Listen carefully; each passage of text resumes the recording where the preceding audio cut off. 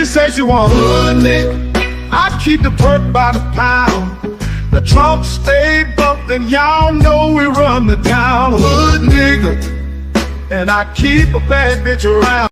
Thick bitch, long hair, yellow, white, red, brown. Hood nigga. And my Chevy sitting on 24s. Flats look like flapjack. Pancake, you ain't no hood nigga. I'ma play the game how it go. They can take me out the hood, but I'ma keep it hood, folks. I'm on that good shit, and alcohol. I got some down bitches I can't call. What's that? What's that? I don't know what I would do without y'all. I'ma fall till the day I fall. Yeah, long as my bitches love me.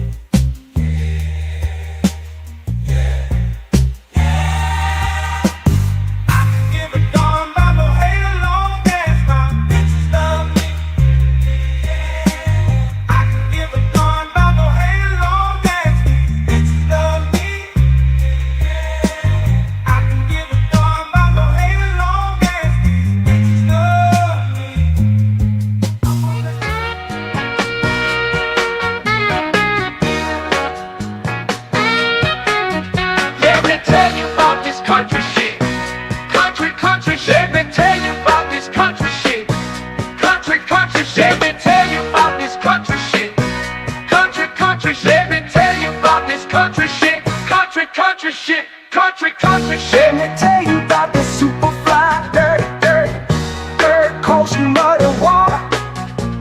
Shorty, pop that pussy if you wanna. Let me tell you about this old school pouring lean, candy yams and collard greens, pocket full of stones, riding clean. Well, I'm just one parlay away from a new house, new car. I'm just one parlay away. Trust I'ma take us far. I'm just one parlay away. One parlay away. One parlay away. Oh, I took the Chiefs on over. Took my homes on yards. Everything is going good so far. So far. Lakers beating the Knicks. Spread is only 6. 2 minutes left in the game, baby. I'm about to hit. Ow!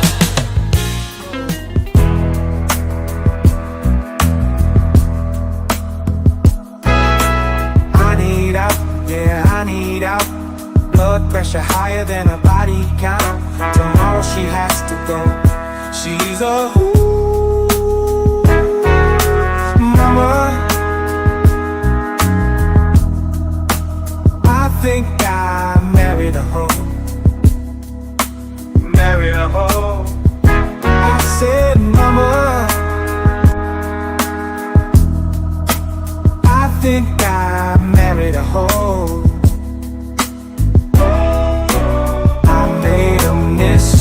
Mama, no, oh no. I want you. A man can't do nothing for you. All these hoes ain't loyal. Ain't loyal. All these hoes ain't loyal. Yeah. These hoes ain't loyal. Yeah. These hoes ain't loyal. Ain't loyal. Ain't loyal. Ain't loyal. Ain't loyal.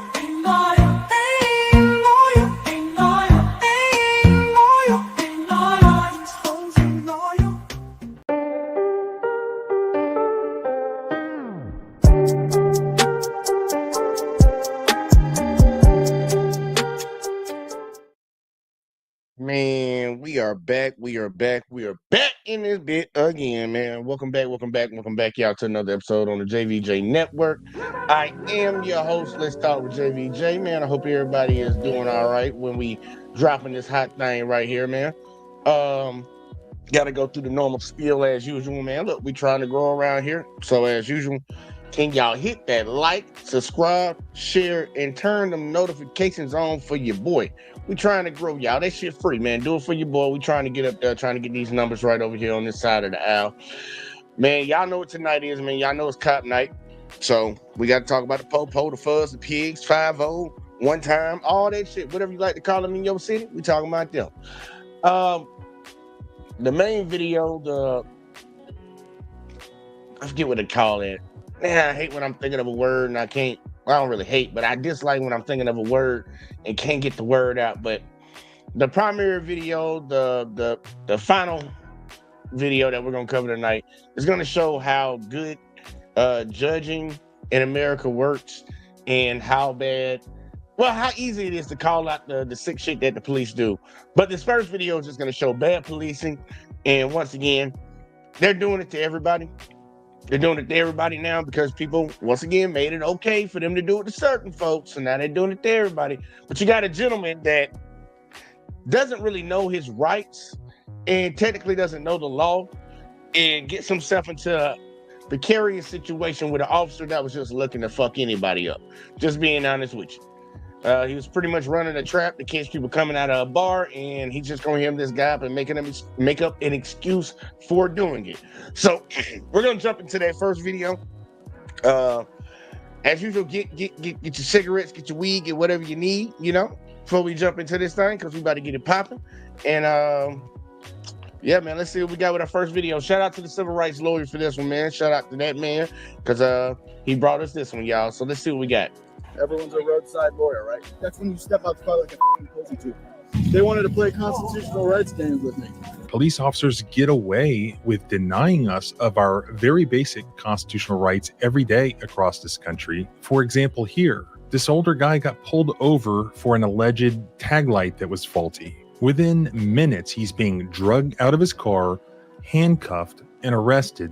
Looking back at the footage, what did this guy do that was illegal? Other than very politely attempt to assert very simple, basic constitutional rights that our courts say we have at a traffic stop. But this officer called this guy a roadside lawyer and mocked him. Everyone's a roadside lawyer, right?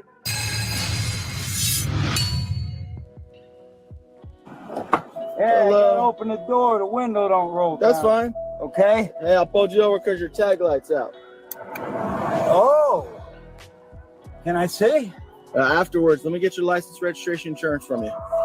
This police officer who was conducting this stop is Deputy Stephen Ortiz from the Volusia County, Florida Sheriff's Office. In April of 2024, he received the Law Enforcement Officer of the Year from American Legion Post 255 in the city of Deltona, Florida, which was featured on the Facebook page of the Volusia Sheriff's Office. I first saw this video on the Here's the Deal YouTube channel, the video for which I will link below. So here we have an example of a police officer who's being lauded in the community as a hero who is serving and protecting his community. And you see this older guy who has this interaction with him because he gets pulled over. So you can see how this guy was treated. And I'll tell you from the beginning that the entire criminal justice system there supported what you're about to see. But let's see if I can point out constitutional violations that nobody involved in the entire criminal justice system there in Volusia County, Florida, even cared about at all. Judges, prosecutors, nobody. It all started with a traffic stop late at night for alleged tag lights being faulty on this vehicle. As Deputy Ortiz walks up to the vehicle. Tag lights, y'all, man. They love stopping folks for them tag lights. It's amazing that we still doing that in 2025. Apparently the window doesn't roll down, so the door is opened and this conversation ensues. Are both tag lights out? Yeah, you got nothing back there. No shit. Yeah. Okay. I thought you were somebody coming up. I'm like, oh, what the hell, man? I'm trying to catch this light up here for a left. You be slowing down too. You got, You know? You got that license, registration, insurance? Yeah, here. What are you doing? I just put my head so you can see my hands. Yeah, I appreciate it, man. It's a code. It's a code. You know what I'm saying? Yeah, well, I'm not a criminal. I understand. I'm not. You did say for the registration, right? This is my Okay. insurance. And here's my. What else did you ask for? Your license and then your registration. Here's that. All right. You look at that. And what else? Registration, you said? Yep. Well, that's on the tag. You're talking about the paper thing? Yep. Let me pull this key. Now I will tell you, like the guy seeming a little funny or whatever, but he seems old and he might just be a weird person. That's how he reacts with the police or interacts with the police or with people in general. That's just a little weird. Him and the other guy, both of them look kind of weird. Got here. All right. So there's that. There's that. That's it. Hold on here.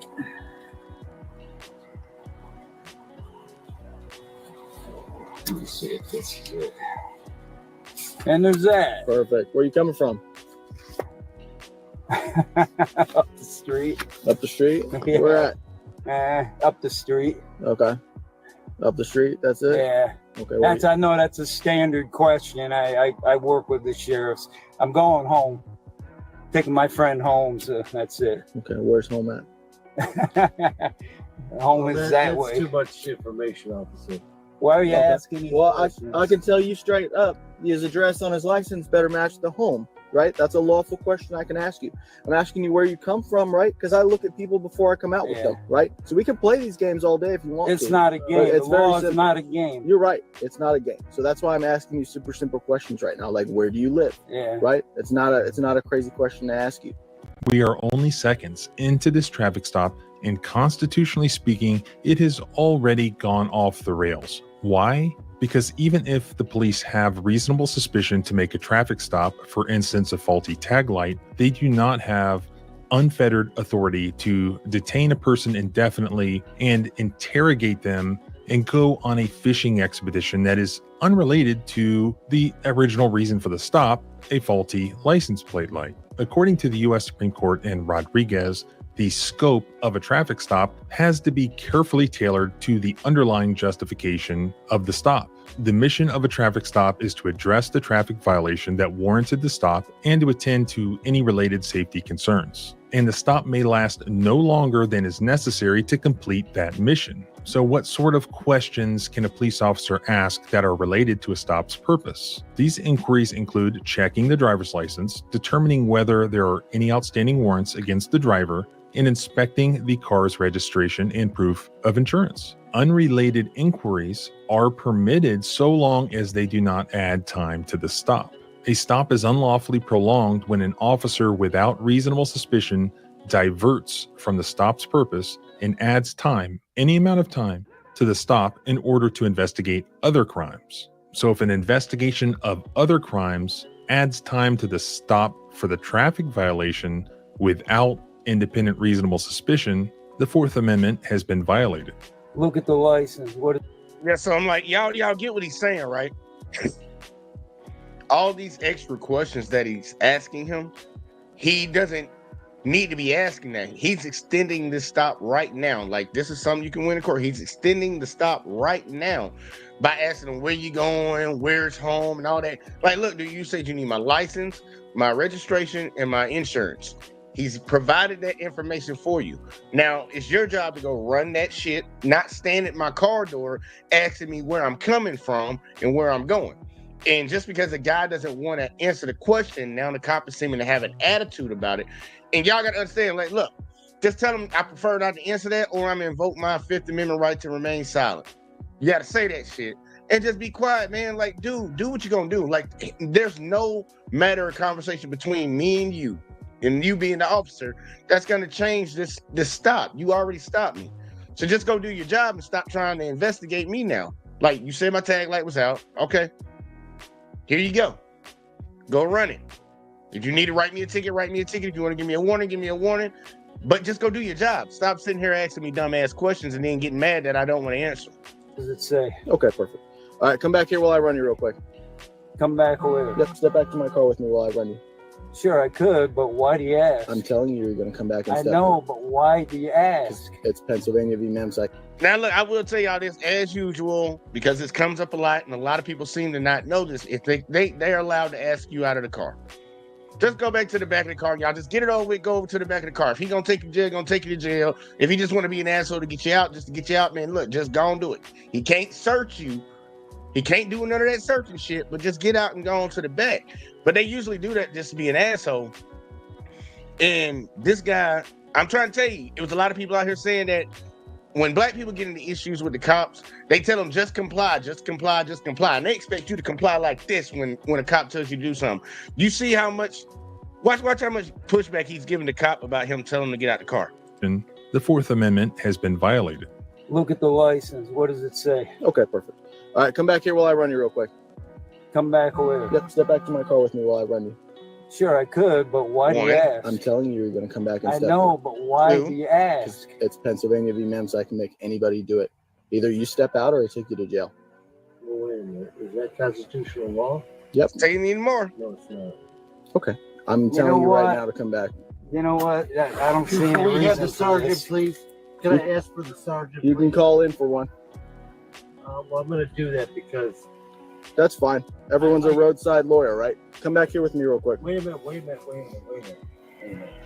Both sides. And that's why you need to have people around you that know the law. But once again, they tell people all the time to just comply. And these are the same people that would tell somebody else to just comply. Has he complied yet? Now, he took his seatbelt off, but he's letting his friend in the passenger seat stop him from getting out of the car by keep talking.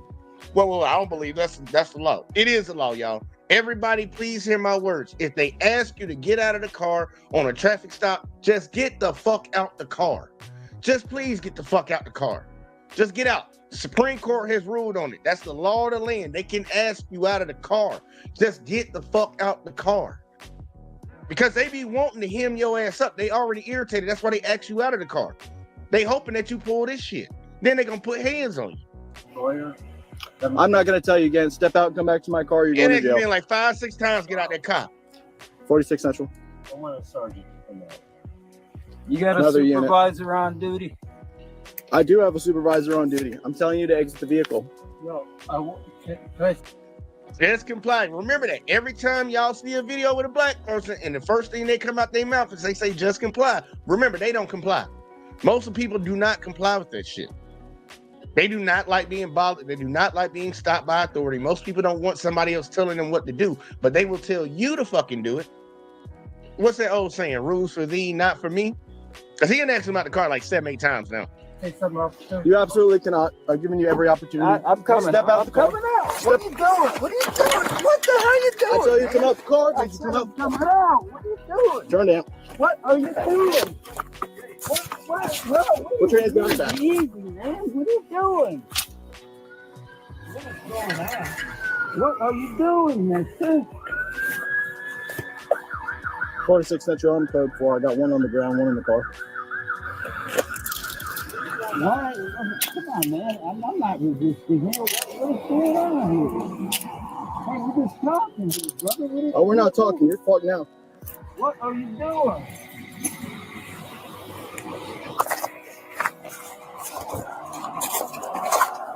You're good. You're good.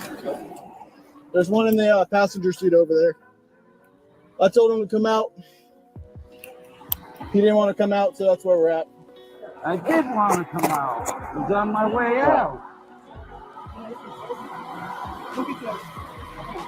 Just pat him down. He doesn't have to be 10-12. All right. Sit up on your butt. Okay.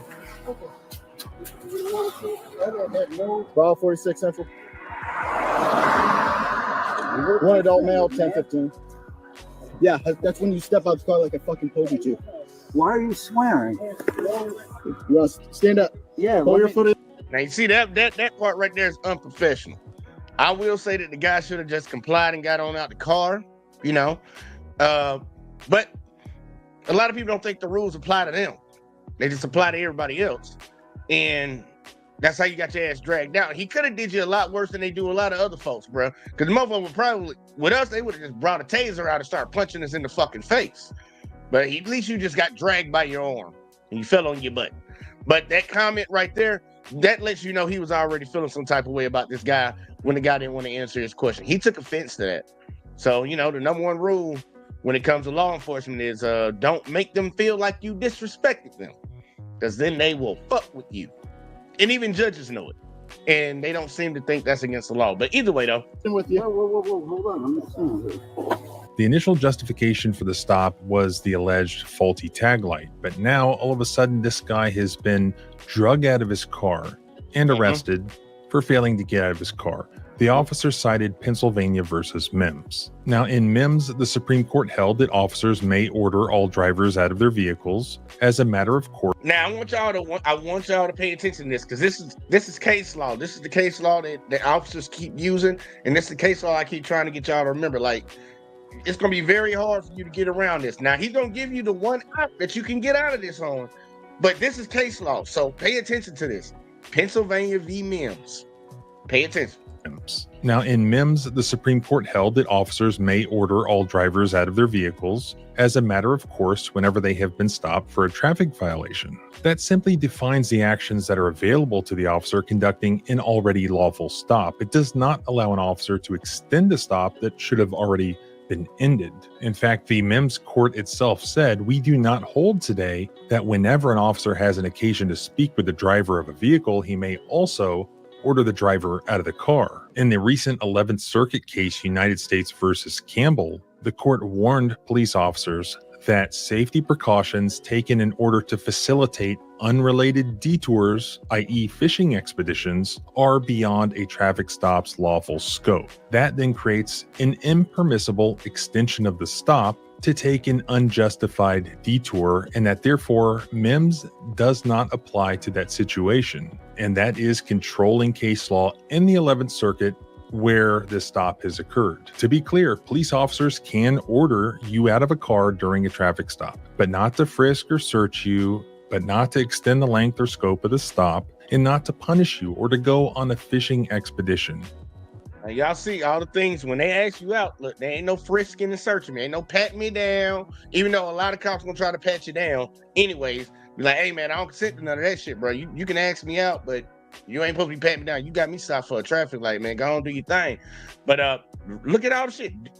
They can't do it to frisk or search you. They can't do it to extend the length of the stop, to punish you, or to go on a fishing expedition. I mean, it don't really say it just like that in the law, but this is in layman terms for everybody. Officer safety has to be the reason, and just a traffic stop with you outside the car. Yeah, that's it. Just keep it simple. Keep it simple and sweet, y'all. Kiss method. Keep it simple, stupid. Just pay attention, y'all. Officer safety has to be the reason. So just a traffic stop with you outside of the car. And look, the officer safety thing don't even make no sense to me. Like, if you feel like I'm a threat in the car, wouldn't I be more of a threat outside of the car with you? I'm just saying. I don't know. I don't get that. It's kind of backwards, but you know. Is that what Deputy Ortiz was attempting to do here, or was he attempting to get this man out of the car to do one of the impermissible things? Let's see. Ready? Yeah, let me stand here, brother. No, you can clear it. All right. Come back to my car. All right, what is that? What happened there? Yeah, come over to my car. Lean against it. Spread your feet. Lean against my car. I told him to come out. That's the end. Signal one. He didn't want to come out the car. So I did come out. Yep. You didn't allow me to come out. nope. Don't be lying. He didn't allow you to come out, brother. You kept Like, sitting I there don't listening fucking to your friend. This is not a game. I just wanted to know why did you want me to come out? And I was on my way out. He ain't got. Look, I can understand you want to know why he's asking you out, because you kind of sensed that he was being an asshole to you because you didn't want to answer his questions. But that's besides the point. Get your ass. I'm trying to tell y'all, just get the fuck out the car. Just get your ass out the car, man, for real. Just get your ass out the car. You're gonna get your ass yanked out. I don't care what color of shade you think you is. They're gonna yank your ass out that car, and some of y'all might get a little bit more violent than others. He just got yanked out onto his butt. It can be a lot worse for a lot of other people. Get your ass out the car, man. Just get out. Oh, I told him.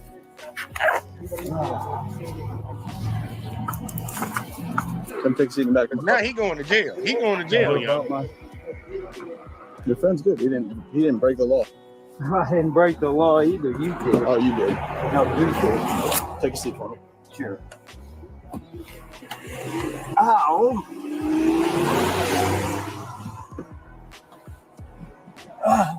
Watch your knee. Man. Watch your knee.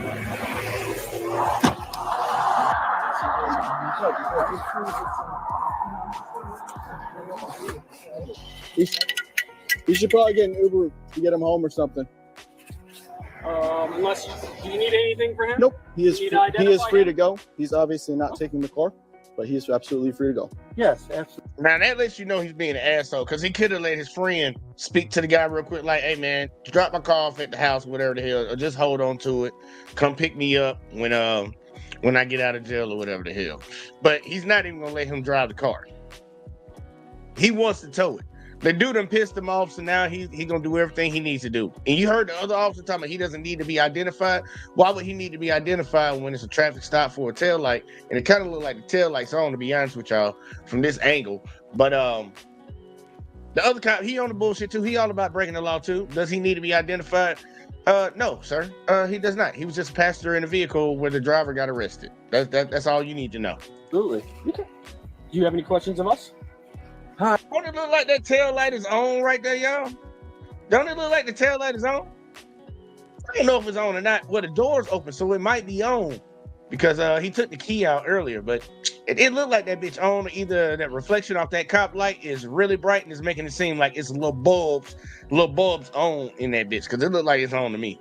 Well, I would like to speak to the sergeant. I told you a couple times you got to call him.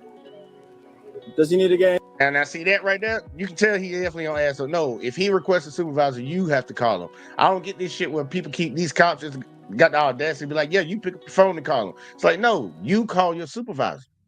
That's your police policy. It ain't the law, but it's your policy. Anything out of the car? We have records. Do you have any property in the car? You know what I'm saying? I didn't pull my gun on you, so you're good. What do you need from me? I'm just gonna inventory and then write it up, and I mean it's quick. What happened? Oh, dude, so I pull him over a tag light. I come up, I'm like, where you coming from? Because I saw them come out, but All right, now hold up. You said tail light when you first started with the stop. Now you're saying tag light. bar over there. Mhm. He's like, Yeah. I'm not playing a question. I was like, Where's your phone? What is your phone? was it I got this. was it this one, the one mounted in the center? I feel like that'd be Is the it blue driver. one? In the black. Oh, is it in this case? Yeah. Oh, okay. I didn't know if this was cool. So I told him to step out of the car because he was like, I asked him for the registration, license, and insurance. He couldn't remember. He kept asking over and over stuff like that. This dude might be drunk. Okay. I told him, hey, step out of the car. Yeah, he had a bunch of. You heard that? You heard that? So I told him to step out of the car because he was like, I asked him for the registration, license, and insurance. He couldn't remember. He kept asking over and over stuff like that. This dude might be drunk. Okay. I told him, hey, step out of the car. Yeah, he had a bunch of open like little bottles of containers. Oh, I gave him a bunch of opportunities too, and he didn't. And then I told him to step out, hold him out, and we went to the ground. And it is what it is, whatever. Oh. So.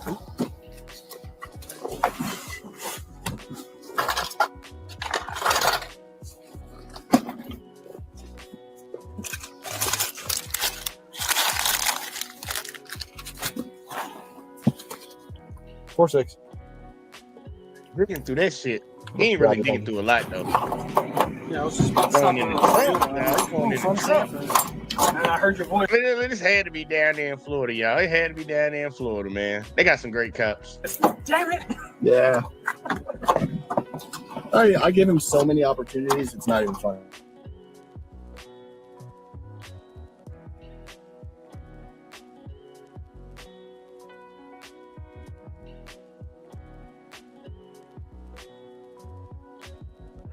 Terrible. Wait for it to come back, y'all. They trying to get me again. Man, I really think it's just my internet. Cause they would like it'll do good one week and then it'll do bad another week and it'll do good again and then bad another. That don't even make no damn sense. But he look, he did tell the truth right there. He did give the guy multiple opportunities to get out of the vehicle, and he chose not to. Now, does he have to tow his shit and do all this? No, he doesn't have to do that, but he's gonna do it because he felt like he was disrespected. Wait, you just didn't want to get out of the car? Yeah, he didn't want to get out. And I knew that's why he's being dodgy about the fact he just came out the bar. Being fucking. Oh, that makes sense. Yeah, you want to. He's drunk as fuck. Yeah, no, that's.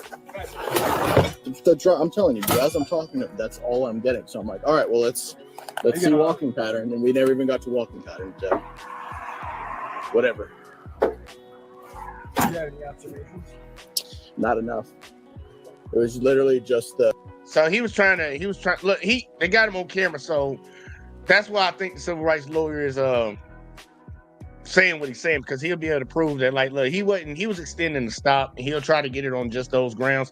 I don't know if that will fly, but technically he did extend the stop because he was trying to get him out to see if he was drunk or not because it was for officer safety or any of those other reasons. It was to go on that fishing expedition, and I think that was listed in the different things he said. Hold up, let me see. Yeah, let me see. I think it was right here. Yeah. Police officers can order you out of the car during a traffic stop, but not to punish you or to go on a fishing expedition, which is summarized. Obviously, the law says a little bit different, but that is exactly what he was trying to do. So I think that's what he's trying to relate to right now to get us to understand. Whatever. Do you have any observations? Not enough. Yeah, because man, them tag lights are on. I mean, them tail lights are on, and he told that dude tail light in the beginning.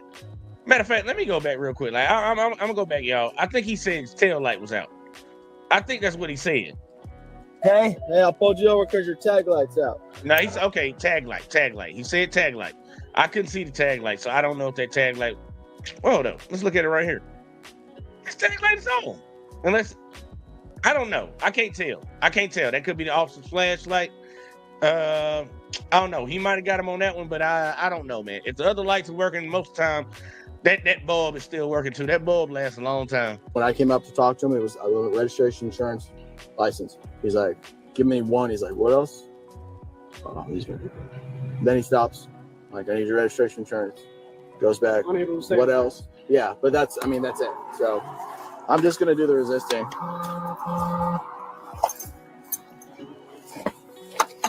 I'm telling you, folks, they not your friend. When they stop your ass, they stopping to try to get something. He trying to get some money out of you by taking your ass to jail. They're not stopping you to ask you how your day was going.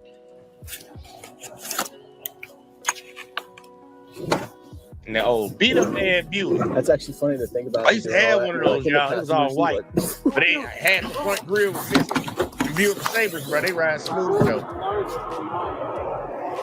I was gonna get the engine compartment pretty clean, even for how old the car is. All right, I'm gonna write it up. Probably have it done by the tow truck. By the time tow truck's here. Thanks, man. I appreciate it. Sabra.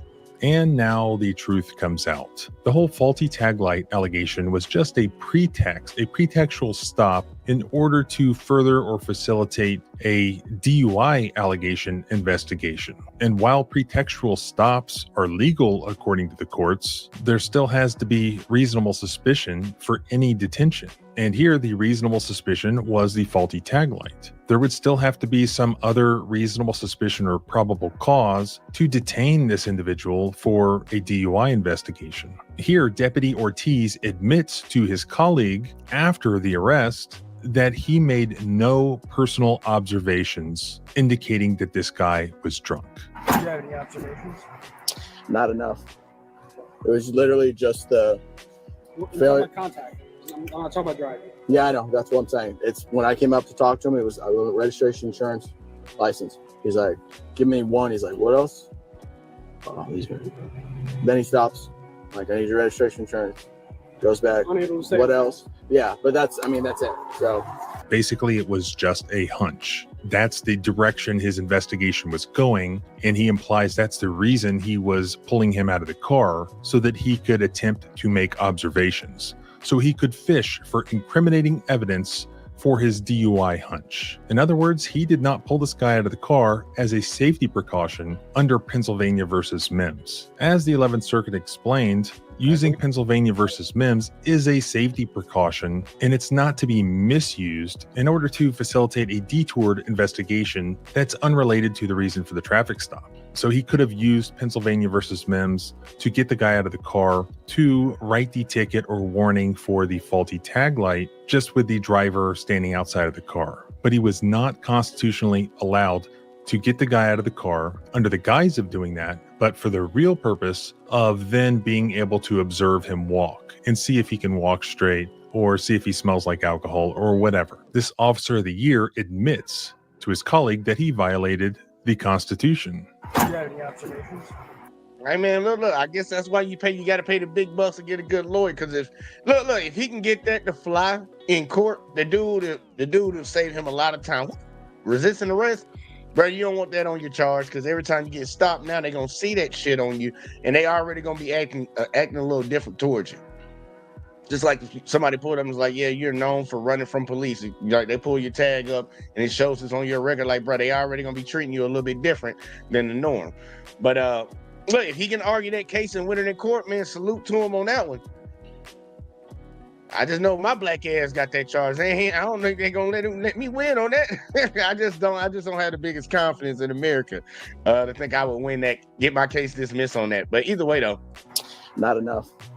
Now, had he observed independent reasonable suspicion for a detention for a DUI investigation, that would be different. This whole thing was supposed to be a traffic stop about a tag light. But like these instances all over the country, you have these minor traffic violations that police officers pretend like they're investigating or writing tickets for, but where they're really going on fishing expeditions and they're escalating the situations. And God forbid anyone caught up in something like this exercises their constitutional rights not to be forced to admit that they just left the bar, for instance. The courts say we have a constitutional right to not answer those questions, that officers can ask them so long as they don't prolong the stop, but we don't have to answer them. So here, this guy was not only being forced to be a part of this prolonged unconstitutional stop, but he was effectively forced to answer questions. And since he did not answer the questions that he wasn't supposed to have to answer, he was forcibly and violently pulled out of the car, probably excessive force used on him, in my opinion, because there was no immediate safety threat to this officer to justify the amount of violence that we see as far as him being pulled out of the car, yanked out of the car, dragged across the asphalt. It all appears to me to be an unconstitutional level of force used for an unconstitutional purpose, and that is retaliating against the man for invoking his rights to remain silent and not answering those questions. Perhaps the local criminal justice system there in Volusia County needs to take a closer look at Deputy Ortiz and how he's protecting and serving his community, because he certainly— Why is it always these weird looking motherfuckers that don't look like they get no pussy? That y'all ever notice? It's always some weird looking cop.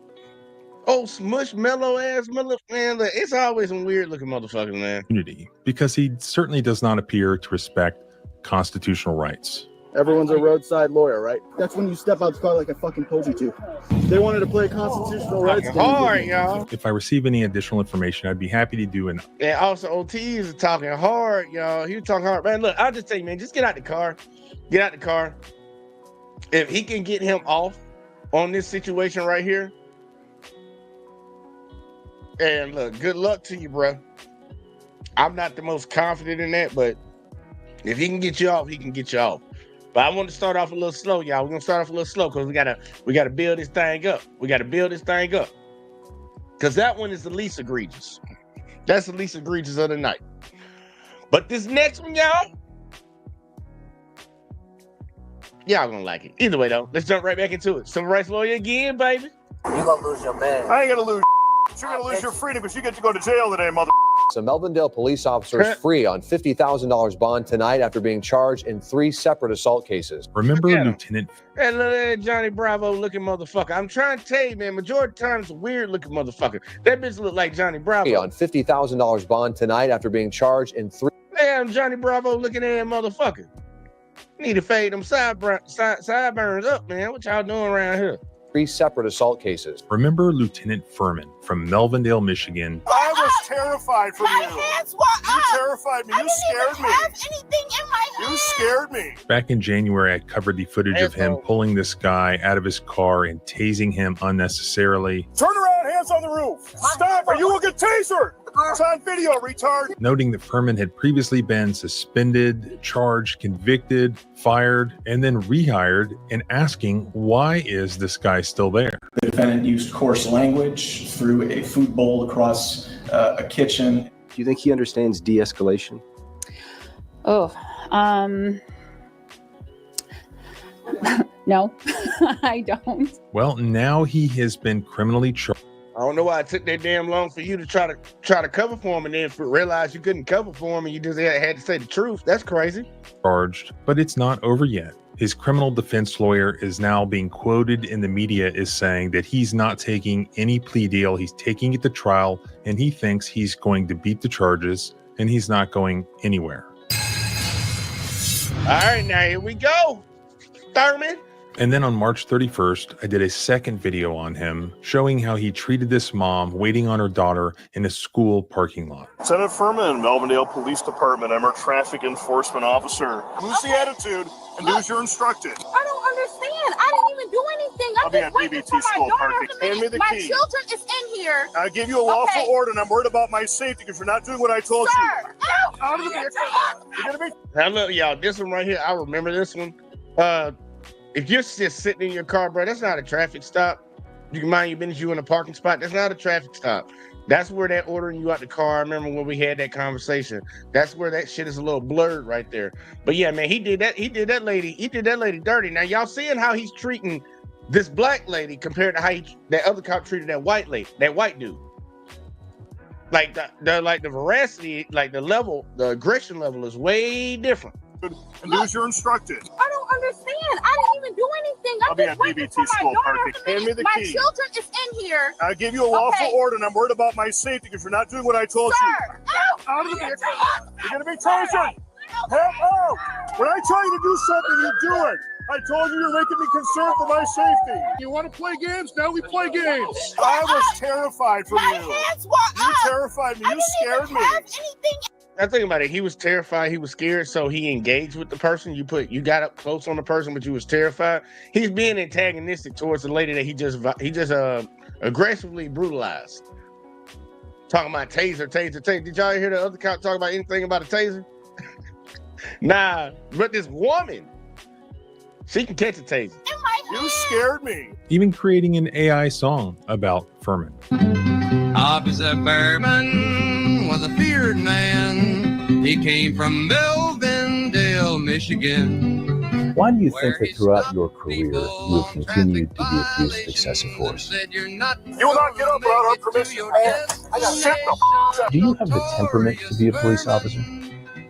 When I tell you to do something, you do it. End of story. And yet again, I asked, why is he still there? In his 12 years on the job, this Melvindale, Michigan police officer has been suspended, criminally charged, fired, and then brought back. So why is he still there? He openly mocks making the them. money, He's that's openly rude to them. He openly provokes them. And then he goes on the TV news and he brags about it. Why is he still there? Well, according to a Detroit Free Press article from a couple of days ago, they said that for years, Melvindale police officer Matthew Furman was a cash cow for the city of Melvindale, bringing in $500,000 a year annually in towing fees, more than any other cop. I guess y'all, that's their answer right there. Why was he still on the force? I think we figured it out. He was good for business. That's why. Because the business ain't protecting and serving the community. The business is bringing in extra revenue from the same people that we're taxing to pay us to do this job to extort them for even more money. That's why he was still in the force. He was good for business, y'all. So for years, he escaped prosecution for his alleged assaultive behavior. He has been cited for excessive force during his storied career at least 7 times, and yet still has his job. Do you have the temperament to be a police officer?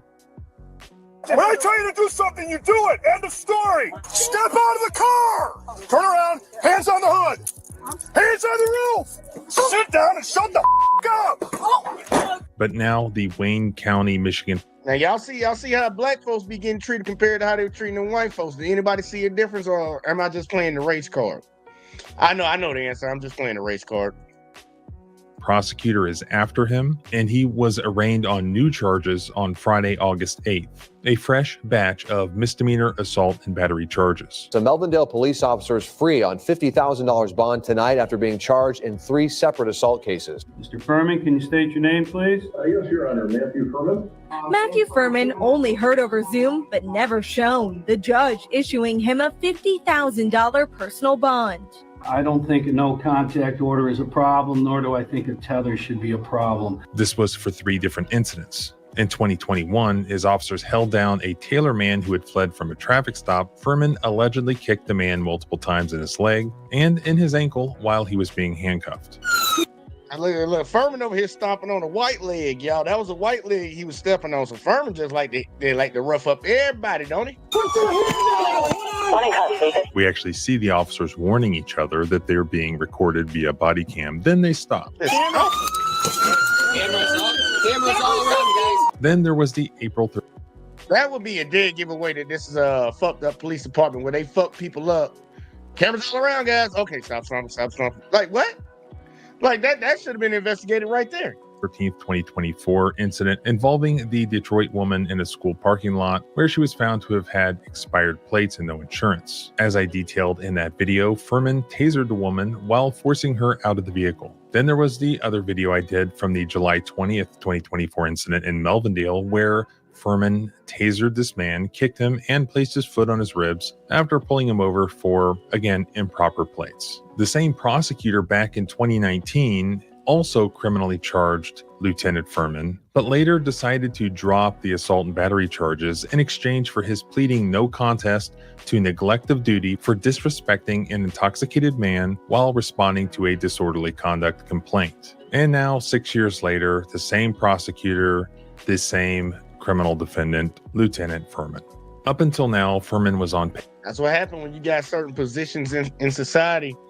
You attain certain positions in society, we are in a fucked up one where just because you got a job or position or you like the CEO of some shit like that, they'll give you a better pass than they'll give to the average citizen. When you achieve certain positions of power, you would think you would be judged more harshly than the person that doesn't have any. Nope, it's completely opposite. Protect the people in power, fuck up the people that ain't got shit, that can't fight for themselves. That's our society that we live in. And it seems like a lot of people are okay with that. Paid psychological leave from the Melvindale Police Department. And that was a fat ass black lady. That's the so-called prosecutor. She a piece of shit too. Stemming from trauma he allegedly endured in the wake of a shooting death of fellow officer Mohammed Saeed, who was killed in the line of duty last year. In light of the new charges, however, the Melvindale Police Department announced Friday that Furman is now on unpaid leave, pending an outside investigation by the Michigan State Police. The Melvindale Police Department declined to further comment on the pending accusations. At his arraignment, 24th District Court Judge Richard Page released Furman on a $50,000 personal bond and ordered him to surrender any firearms he owns. He also ordered him to wear a tether while out on bond and prohibited him from having any contact with the victims. However, Furman's lawyer, Royal Oak attorney Dennis Whitty, said that he looks forward to a vigorous fight in court. This is what he said. "We're not looking for a plea offer. We are looking forward to going to trial," said Whitty, who believes 100% that he will convince the jury that Furman broke no law. "There's more than meets the eye with these things," Whitty said. "Once we get in front of a jury, they may say, hey, he's a jerk, or he's an ass. But is it criminal?" Were these magic grits? I mean, did you buy them from the same guy who sold Jack his beanstalk bean? Whitty argues it's not. He also said that the Melvindale Police Department has consistently supported Furman throughout the years when he faced excessive force allegations of all sorts. The Melvindale Police Department knew about all of these prior cases and never took any official action, Whitty said. They didn't see a problem. They said it was justified use of force. Yeah, I mean, that's kind of the whole problem here. He's been accused of aggressive behavior 3 separate times dating back to 2021, but somehow he was always reinstated. Starting back in 2019, that is when Matthew Foreman took a plea deal, getting a year of probation and coming back to work here at the Melvindale Police Department. But it didn't take long for those complaints to continue piling up, with another incident, like you said, in 2021, and then 2 more just last year. Lawsuits pile up, leaving many to wonder why these complaints against Foreman took so long to address, something the Police Officers Association of Michigan also questions, saying, yeah, every time some shit like this comes out and you find out about a bad apple, well, at least the citizens do, everybody just tossing their hands up like they don't know what happened. Like they don't know what happened. This is amazing to me. God, this is really happening. And it be the people who are supposed to be in place that stop this shit from happening. Everybody don't know nothing. Don't nobody know nothing, right? Okay. Yeah, okay. taking swifter action locally to remove bad apples is far better than allowing problems to grow until they make headlines. This has been going on for look like 3 or 4 years, and I'm curious as to why there hasn't been some action taken in advance. Furman's lawyer also said it doesn't look because your bitch ass probably fucking protected him. You look at the dude's title. Police Officer Association of Michigan President. Y'all defend these fuckers. Every time they're about to get suspended, they're about to get charged with something, who jumps in? Y'all! And you saying what? Taken in advance. Furman's lawyer also said it doesn't look pretty by any means. But Furman did what he had to do to stay alive. One of the y'all picture that, man. The motherfucker that whole organization defends cops when they try to fire them, when the police department tries to fire them. They come in, the little police union association come in and fights on the officer side. When they beat up somebody, the lawsuit come in, they come in and say, nah, the officer don't need to be charged with a crime. We just need to fight that civil lawsuit with all this shit. And he's sitting around here talking about, how is this allowed to go on for so long? Because of you, motherfucker. You a part of the problem. It's amazing to me when people get called out for shit. They be like, I don't know what happened. I don't know. How did this happen? Things that's drilled into his head is you have to go home at the end of the day. And there is a real fear that you won't go home at the end of the night. His attitude may seem gruff, but it's a survival instinct. When I tell you to do something, you do it. End of story. Hands on the roof. Sit down and shut the up. Turn around, hands on the roof. Stop or you will get tasered. It's on video, retard. Whitty, a retired police officer himself from the River Rouge Force, gee, no surprise there, said he has known Furman for years and described him as a laid-back guy who takes his job very seriously. Well, you can will not get up without our permission. Man, I gotta sit the down. I am sitting down. You pulling my hair. You gonna lose your bag. I ain't gonna lose. You're gonna lose your freedom because you get to go to jail today, mother. He's a good officer, Whitty said. He wasn't lazy. He wasn't one of those cops who would sit in the corner and wait for his calls. When they talk about being tough on crime, sometimes that means being tough on criminals. You know, people say, well, Furman uses too much force. He's too aggressive. He's a robot. And again, my goal is to go home alive. You want to play games? Now we play games. So you're justifying violating people's civil rights and abusing them? And you think it's funny. He said it with a smile. Yeah, it must be nice to have him in their city. I was terrified from you. You terrified me. You scared me.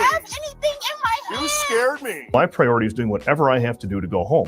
And if that means somebody gets tasered, then somebody's getting tasered. But I'm going home to my family and my friends. That's my number one goal. Well, that is exactly the problem, isn't it? If your number one goal is your own personal safety, if that's all you're concerned about, wouldn't it be best just to throw a grenade into every car that you stop, just to make sure that you're safe? That way, as long as you're not hit by shrapnel, you're basically guaranteed to go home safe that night. But that would be constitutionally problematic, because then you're engaging in unjustified... Man, hold up now. Yeah, I ain't gonna lie, man. I might need that clip. How do you pull a grenade and throw... You got both front windows open and you tell me you throw it to the one closed? Or that you stop, just to make sure that you're safe. That... Like, how? How? I might need to get that as a clip. Way, as long as you're not hit by shrapnel, you're basically guaranteed to go home safe that night. But that would be constitutionally problematic because then you're engaging in unjustified uses of excessive force against people in violation of the Fourth Amendment. Officer safety is always an important consideration. Officers are allowed to use violence in self-defense and in defense of others where reasonably necessary. And obviously, throwing grenades at traffic stops would be unreasonable. Tasing people unnecessarily is unconstitutional for the same reason. There are circumstances where police officers can tase people, but it has to be justified under the circumstances. Just because there's some passive resistance to some order a police officer is giving does not justify tasers to be used, even if it's safer for the officer to do it that way. Regardless of what Furman's lawyer thinks or may want to argue, that's what the law is in Melvindale, Michigan, which is in the 6th Federal Circuit. He can look at a case called Browning versus Edmondson, where qualified immunity was denied to a police officer for tasing the occupant of a vehicle during a traffic stop, where it was a minor traffic offense, where there was passive resistance or just mere non-compliance with commands, and in response to that, the officer just escalated straight to violence. The court said that failure to exit a vehicle is not active resistance and does not justify the use of a taser. And that is exactly what Furman did to the mom in the parking lot. Hand me the My key. children is in here. I gave you a lawful Okay. order, and I'm worried about my safety because you're not doing what I told you. Sir, Out of the vehicle. You're going to be tasered. And it's also what he did to Mr. Williams. Step out of the vehicle now. Yes.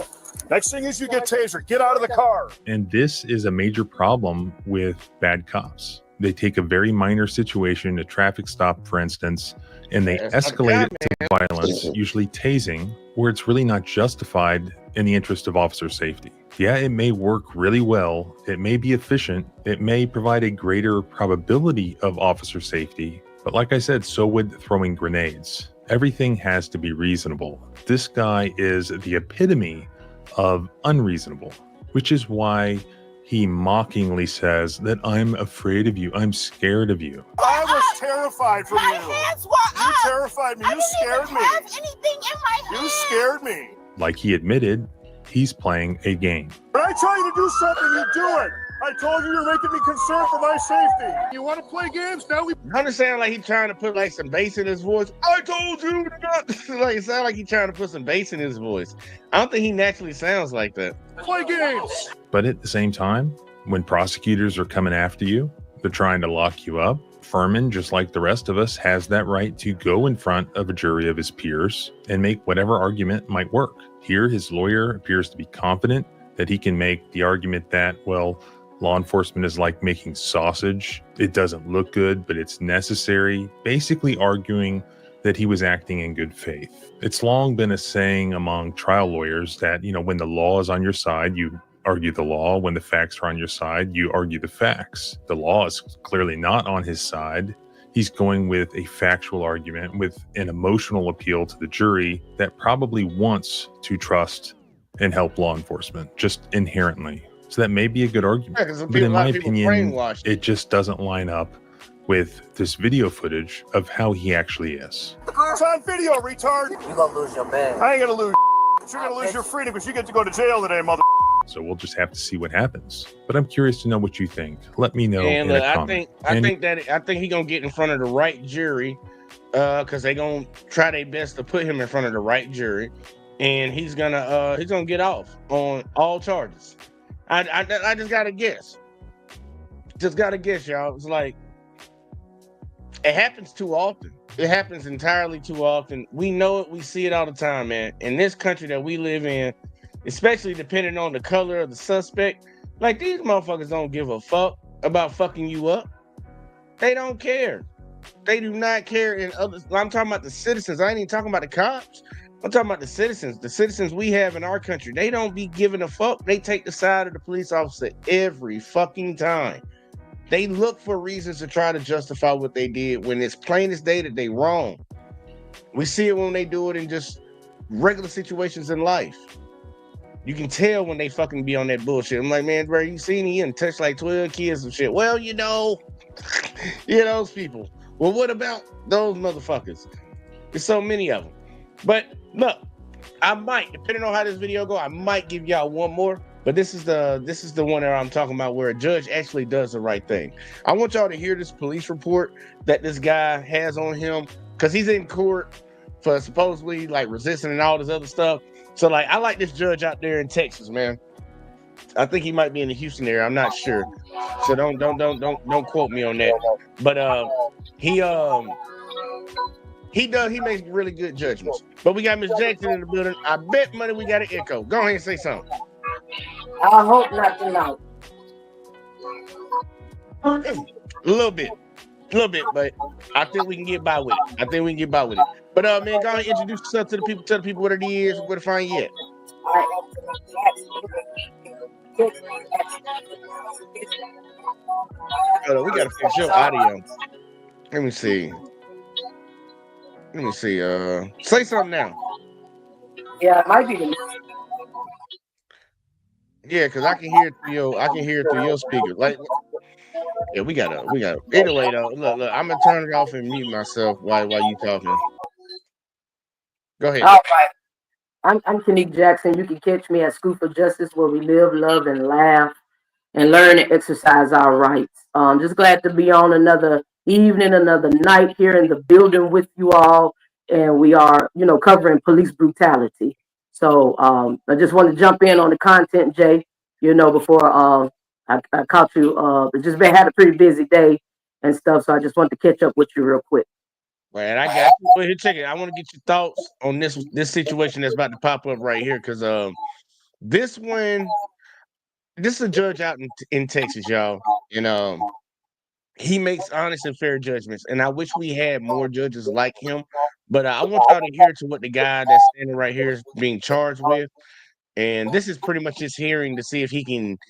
We're gonna squash this right now, or we're gonna have to send this shit to trial or whatever the fuck. So check this out real quick, like.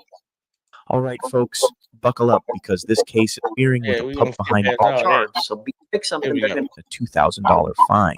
Be careful because you break something, you're gonna catch another charge. So be careful banging on those windows because they break very easily. All right. So you were Michael Jones. Mr. Jones, we're talking about you, so that's why I wanted to bring you out. It's only fair that you get to hear what's going on with your case. Your lawyer wants to challenge probable cause in this case. You're charged with interference with the duties of a public servant. You are facing up to 6 months in jail and or a $2,000 fine. That's what you're charged with. I don't know. So I'm going to have them read, and we're going to do probable cause to see whether we're going to go forward or not. Okay?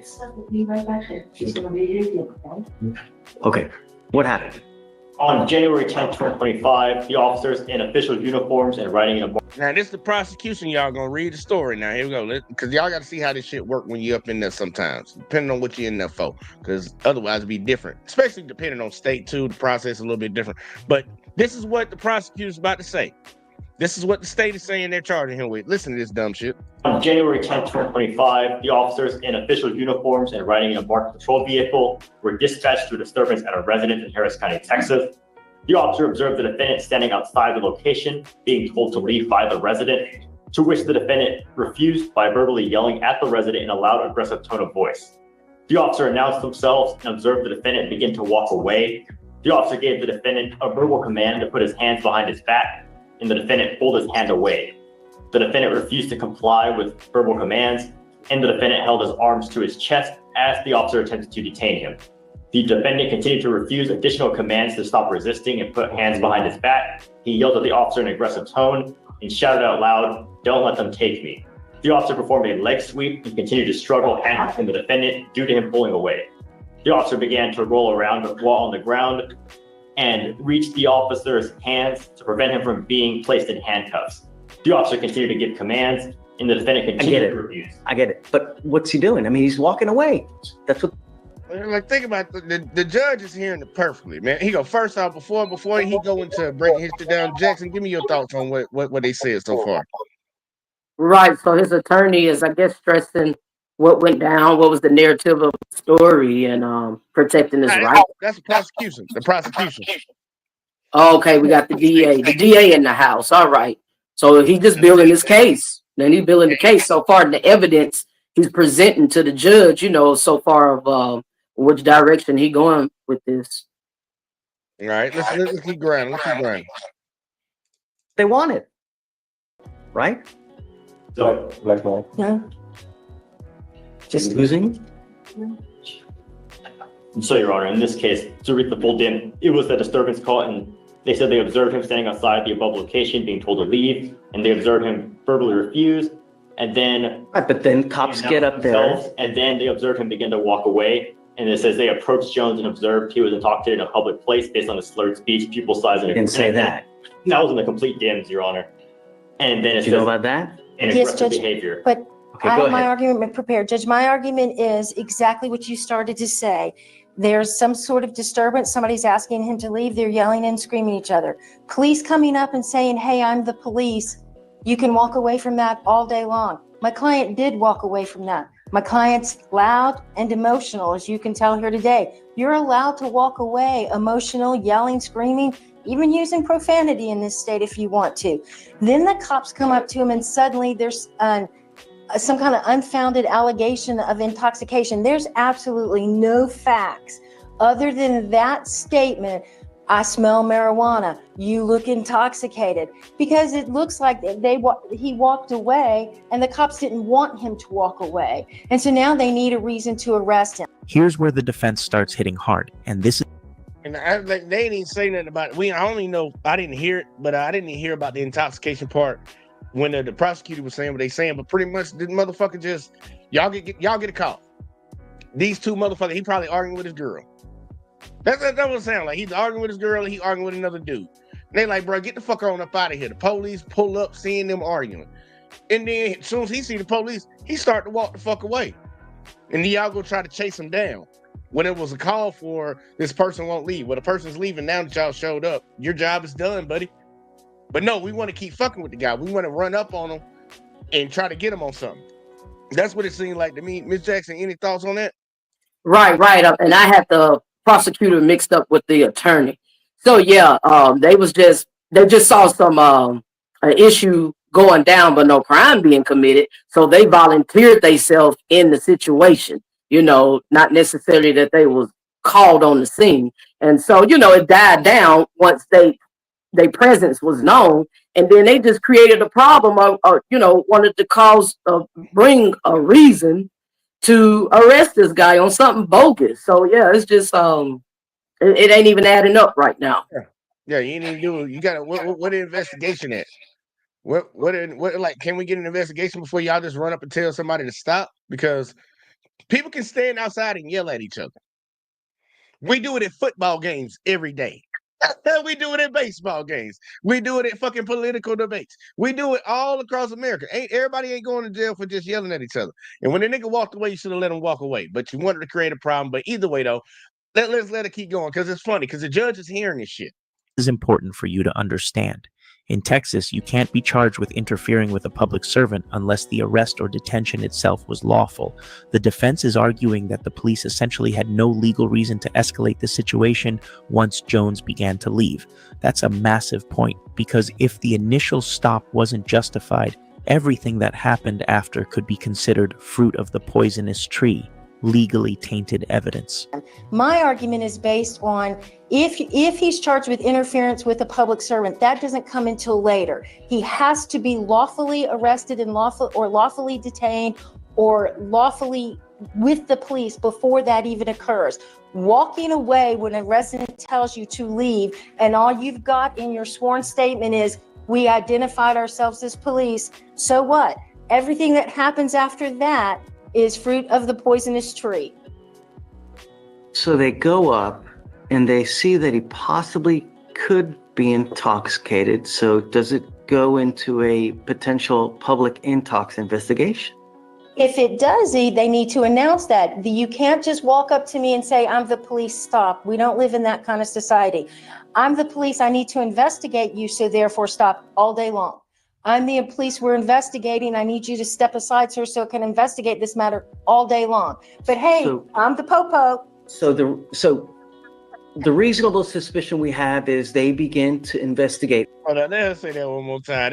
She's trying to be hit right there. She's trying to be cool right there, y'all. She's trying to be cool. They're trying to be cool. Y'all need to stop doing that shit, white folks. I'm just being honest with you. That shit a little cringe, but I got to play it again. Matter all day long. But hey, So- I'm the popo. So All right, either way, I'm sorry, y'all. Let's keep going. We're getting back to be serious. Ms. Jackson, Yeah, the popo in the house. Yeah. That shit, I just don't like that should be so cringe when I see the motherfucker do that shit. Like, stop trying to be black. That shit is not cool. That shit is weird. On the popo, okay. the reasonable suspicion we have is they begin to investigate what? So A criminal trespass. they're called yes, a disturbance, and they saw him yelling, being aggressive, and then as he walked away, that's when they saw. So the trespass investigation ceases because he's leaving. Right. Yes or no? It's not specified to be a trespass, Your Honor. It's specified just to be a disturbance. That's what it is. Okay, but it's a trespass that they're investigating a trespass, right? I mean, for all intents and purposes. Yes, that's exactly. And the judge is he's hitting it on the head. Y'all were called there because there was a person that wouldn't leave. When y'all got there, y'all saw the motherfucker leaving. It's a trespass call. What are you talking about? Isn't that what it is? The investigation begins as a trespass investigation because he's there.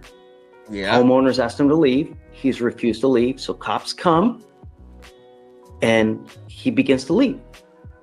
So at that point, all should have ceased. But the cops go up to try to. Yes.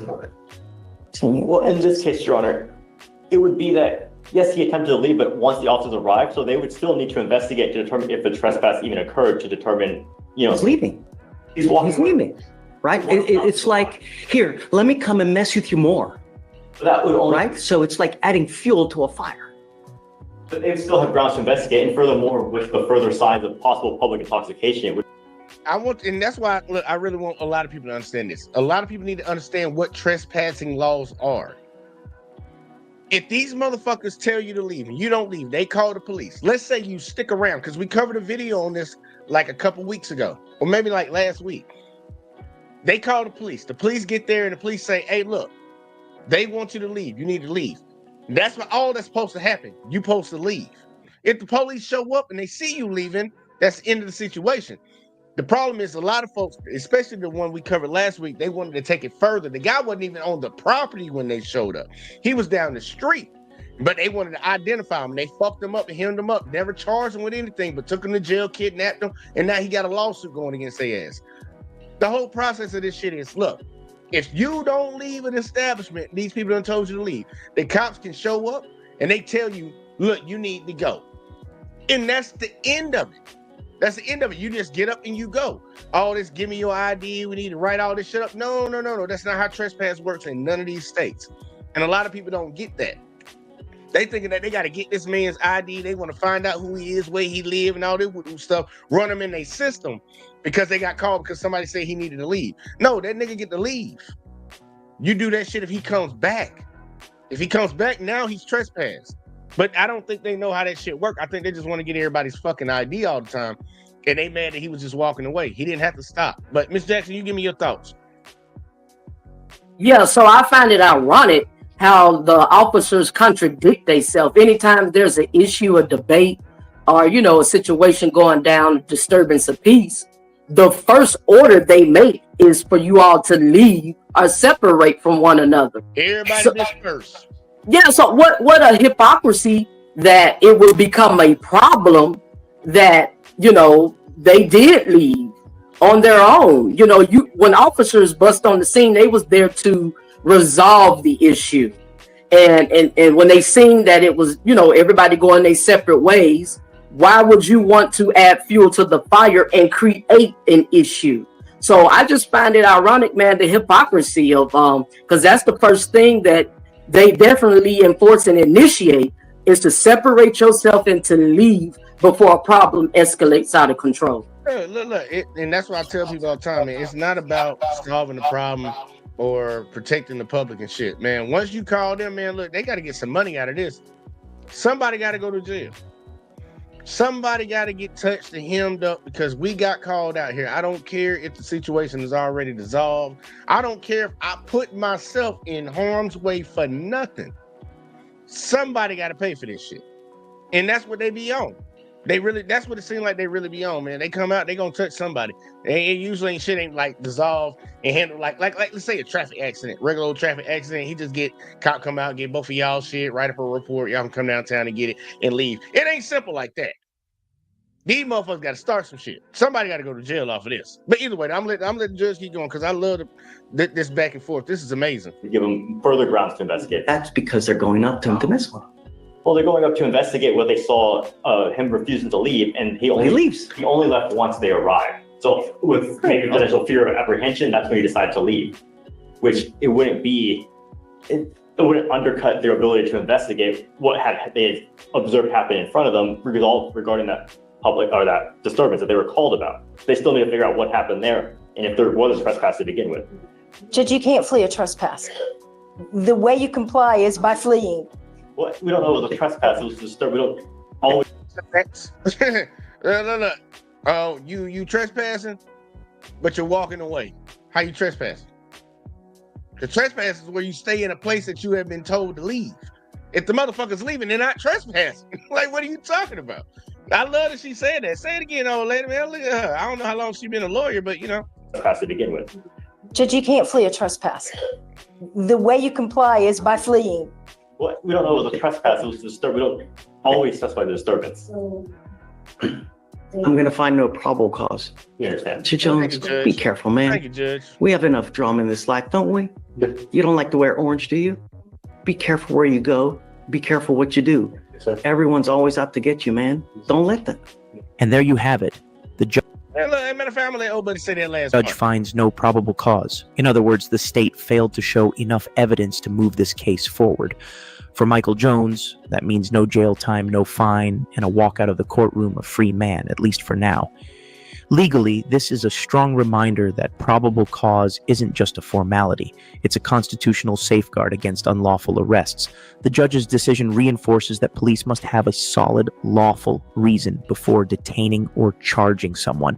If you found this case as shocking as You gotta have that reasonable suspicion of a crime. You ain't got that, then what the fuck are we sitting here for? What are we doing? Because otherwise, y'all just out here just grabbing people off the fucking street. That's why I like him as a judge.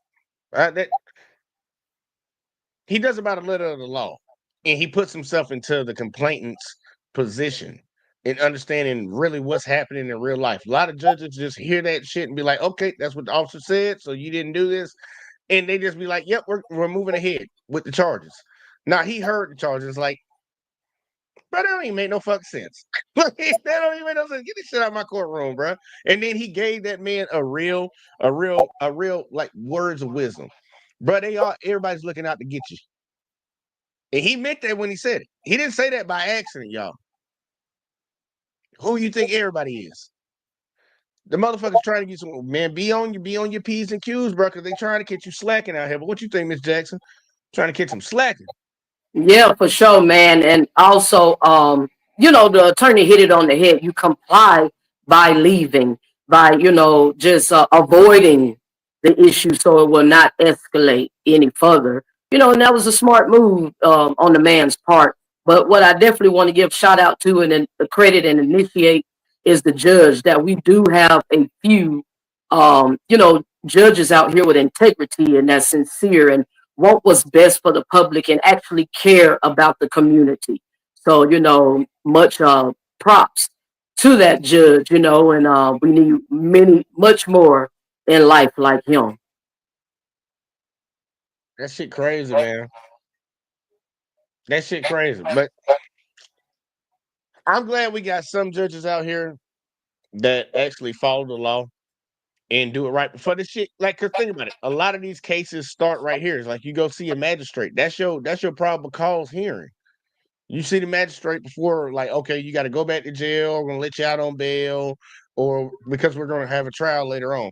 Like judges that stop the bullshit at the very beginning. Like they already took you to jail. This is the first time you seeing a judge. Like, bruh, this bullshit should stop right there. It shouldn't even go any further. We got so many people that done went to a regular trial or had to plead to some bullshit when the shit should have been ended right there, because like there's nothing there for y'all. But this system is not set up. I don't see you see a lot of these type of judges like him? Because I ain't seen a lot of them. Good luck on that one, man. You better pray. You better pray you come, across one in life, because they very well need it.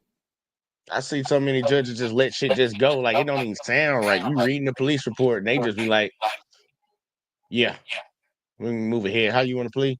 It's like, nigga, throw that shit the fuck out. You know that's some bullshit. Like, even the way they wrote it up, because that's what he checked that shit.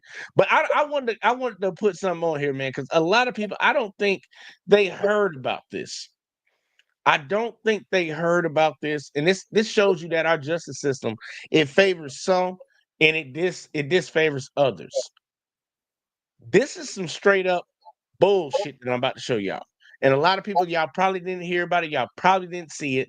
But this is some straight up BS. And it shouldn't be tolerated in our goddamn country. But obviously it is. Because I don't know if y'all heard about what happened out there in Las Vegas. But y'all about to find out what happened out there in Las Vegas just a couple days ago. Check this out real quick. Controversy this afternoon and evening about an Israeli government official who left the country after an arrest for a sex crime. We thank you for joining us at 6. I'm Brian Loftus. And I'm Denise Valdez. As 8 News Now investigator Kyle Payne tells us, state law allowed him to pay his bail before ever seeing a judge. An Israeli official reportedly back in Israel after being arrested here in southern Nevada on a sex crime. The question, not so much how did he get out of the country, as how did he get out of jail to begin with? Acting United States Attorney Sigal Chattah taking the social media.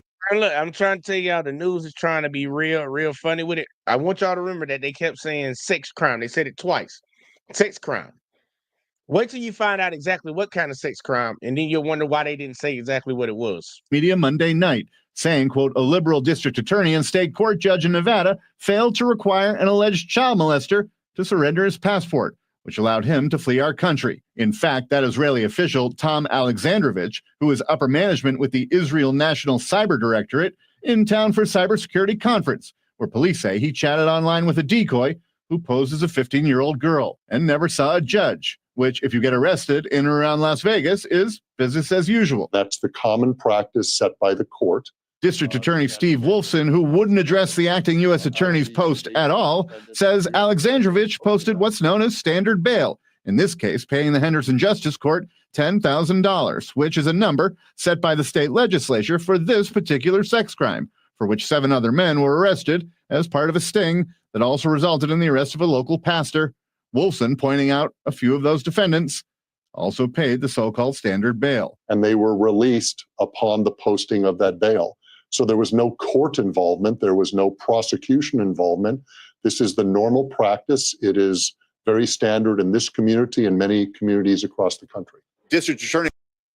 Now, look, y'all hear how they arguing this. This dude got caught up in this thing of 8 individuals, including him and a pastor, tried to have sex with a 15-year-old girl. All right? Now, they're saying that, look, it's standard procedure to let people that get charged with that post bail. Let me take you at that. Is it standard procedure to let somebody get on a fucking plane and leave the country with those charges on them? That's just my question. I understand you saying that they can post bail. Somebody can post bail with that charge.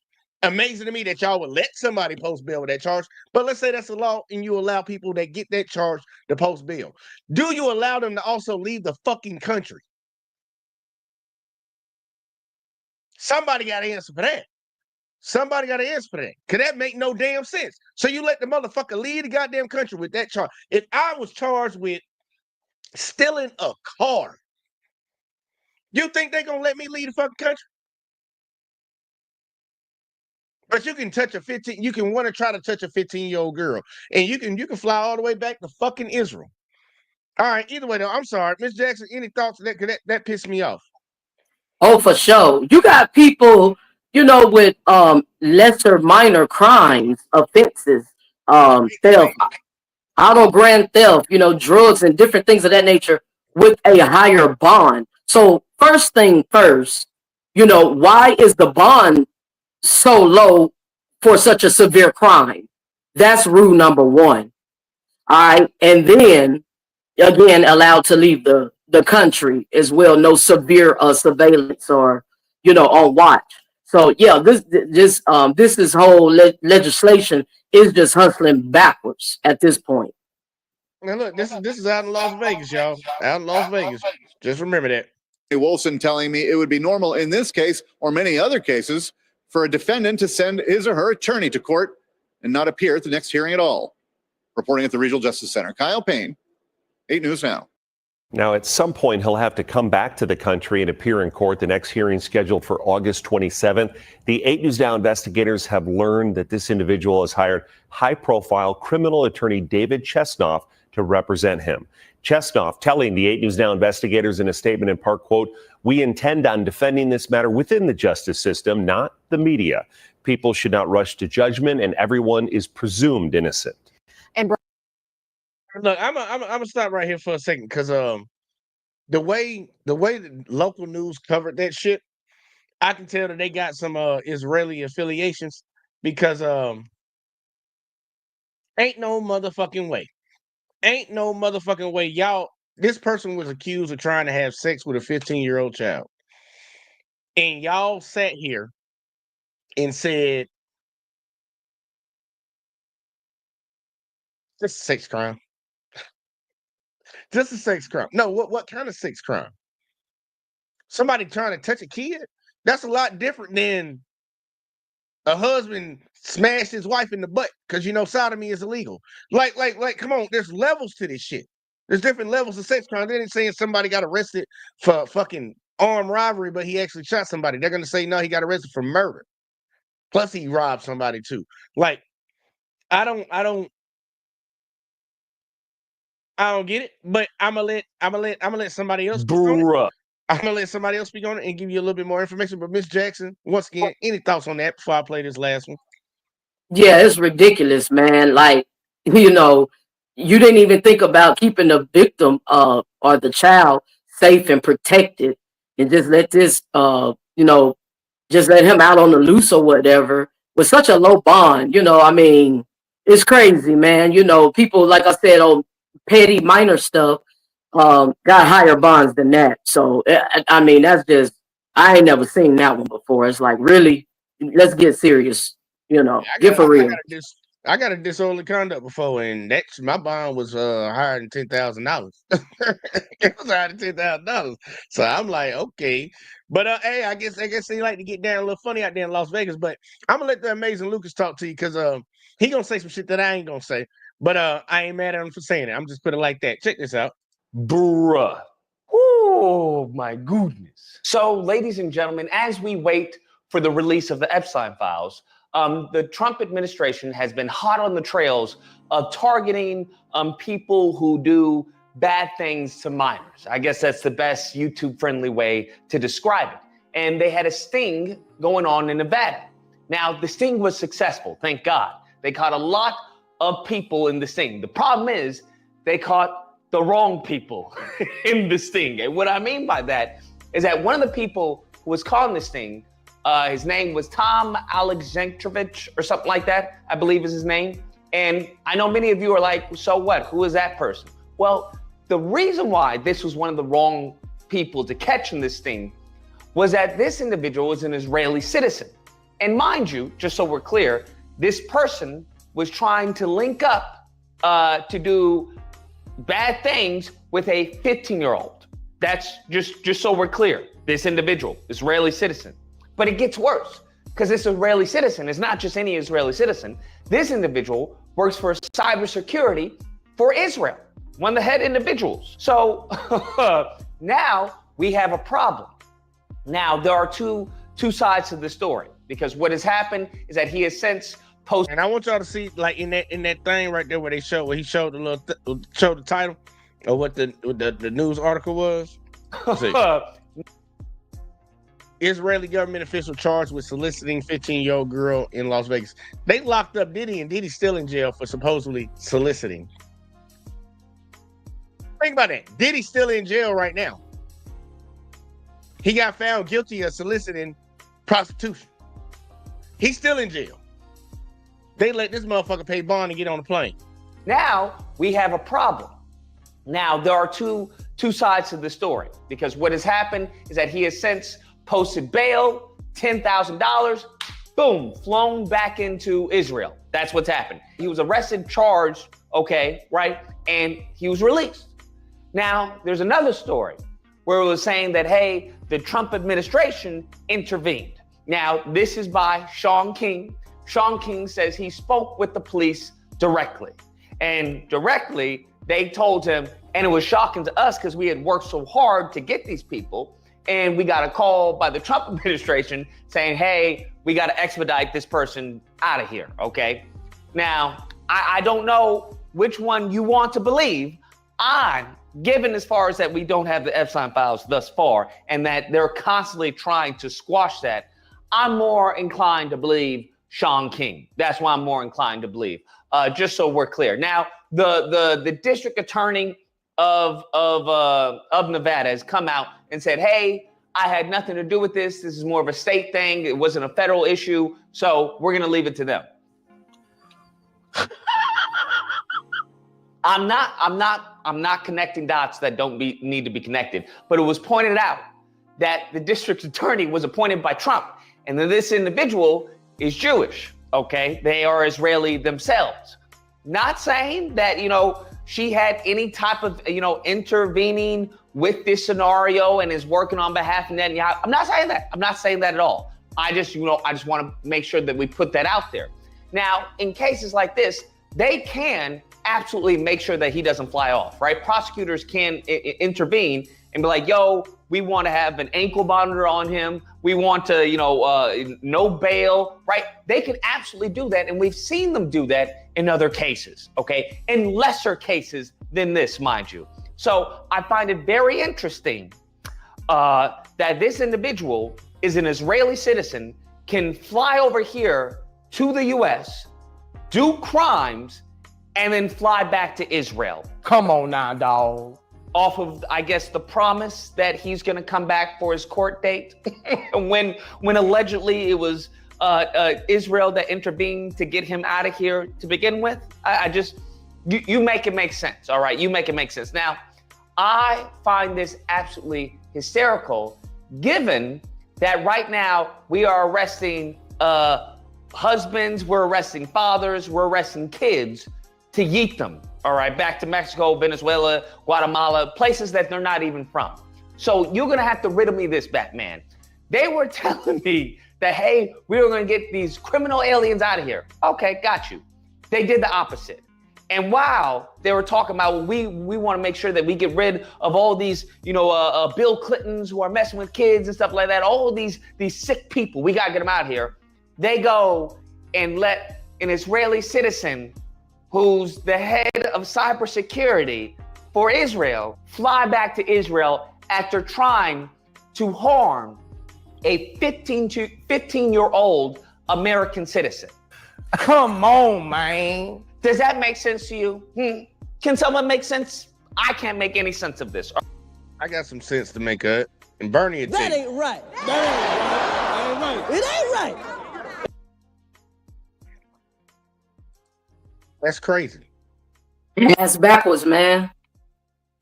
But they'll sit around and talk about all us, everything that we do. That's wrong all the time. And I'm like, anybody see this? Anybody see this? I'm gonna let them keep cooking though. I'm gonna let them keep cooking. All right. I can't make a lick of sense because it doesn't make any sense. This is absolute nonsense. That's what this is. All right. You show me a black person who's gotten that type of leniency. And we're talking about a heinous crime. This is probably one of the most heinous crimes you can commit, bruh. I would put this above homicide because this person that you are trying to harm gets to live. They have to live with this trauma that you forced upon them. That's what's happening. That you are taking advantage of a minor. That is the most heinous thing you can do, and yet we're just letting people, just fly back to Israel. That's cuckoo for Cocoa Puffs. And I know I'm very well aware of of what people allege of what's going on in Israel and how it's a safe haven for certain individuals like this. And let me just say, if you don't want that to be the case, if you want to say, well, Lucas, that's a myth and that's anti-Semitism, I will say that this really isn't a good look for you, pimpin'. All right. I'm just letting you know this isn't a good look. And this isn't a good look for the Trump administration because it goes to show who they are allied with. They care more about Israel than they do our own citizens, fam, our own youth, like our own minors, bro. Think about that. How do you care more for them than you do for us? But I guess that's not beyond the pale because all their policies have shown that to be the case. Their executive orders, a violation of our freedom of speech. When it comes to their attack on Harvard, a litany of things. When it comes to their funding of Netanyahu currently, right now, after you had Israel, people who are defending Israel said that, after review, they doing a genocide. Has that stopped them? Has that stopped us from funding them? So I just want people to understand where this administration is for. This administration is not about making America great again.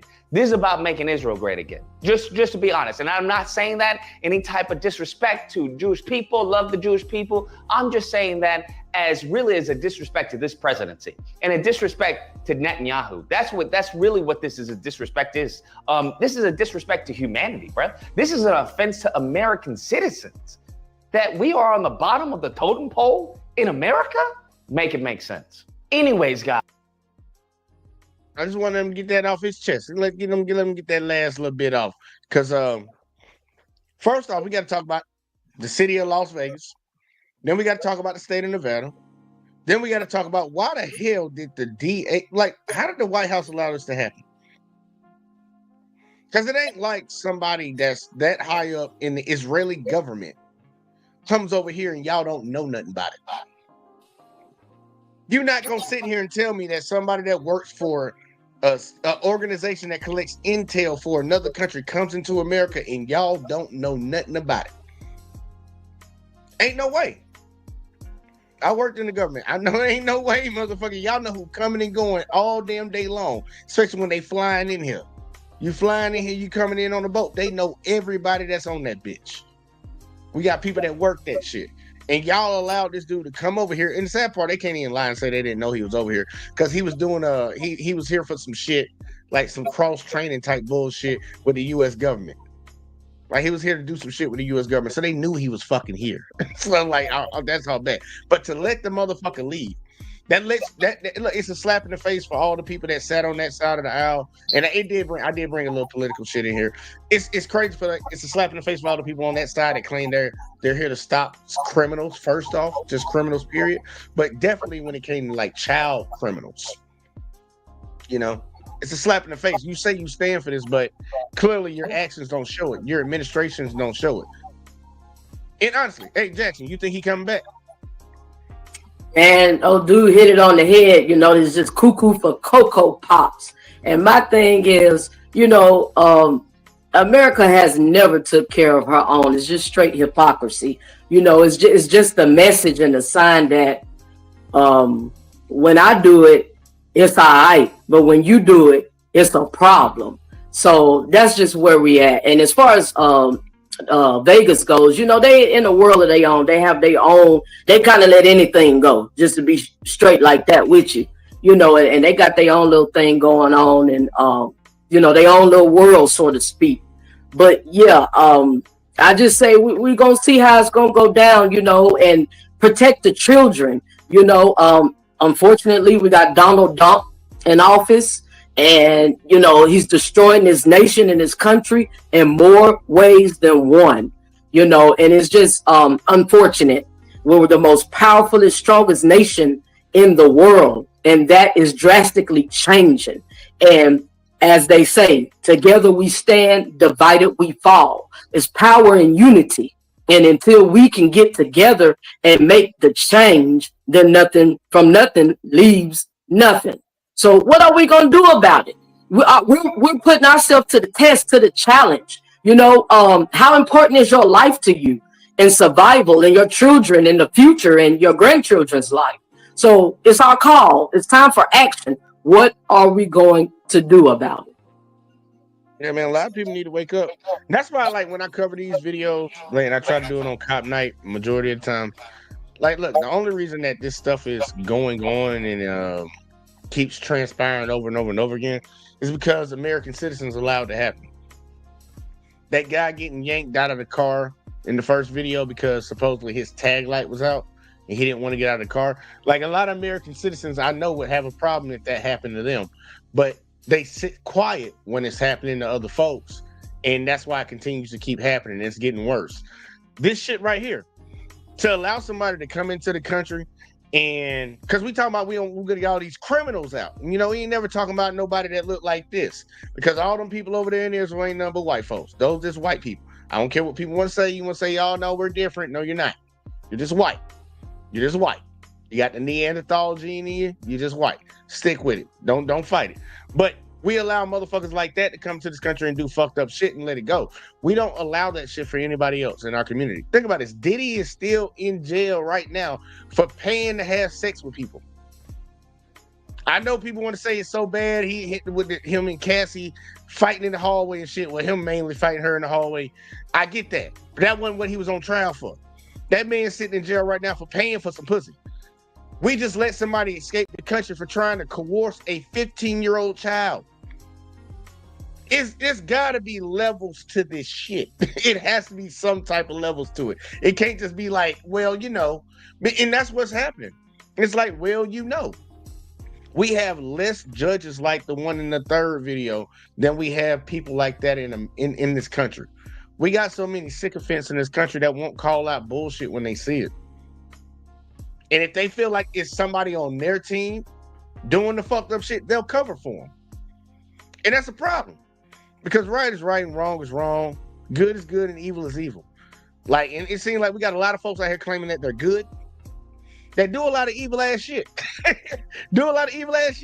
Cause look, I don't even care. Look, they have him dead to rights. The people that did the investigation was the FBI, from what I heard. Like the sting to find out who these people were that were gonna try to holler at a 15-year-old. I heard it was the FBI that did that sting. And somehow this motherfucker up out of here. Like, Americans gonna have to fucking open their mouth about this Israel shit. Like, for real, I don't think they know this shit is working in opposite, like in the reverse way you want it to go when it comes to, like, because when he said shit about the Harvard shit, they were protesting Israel about the Palestine situation because it's a genocide going over there. I know some people they still want to argue that it wasn't.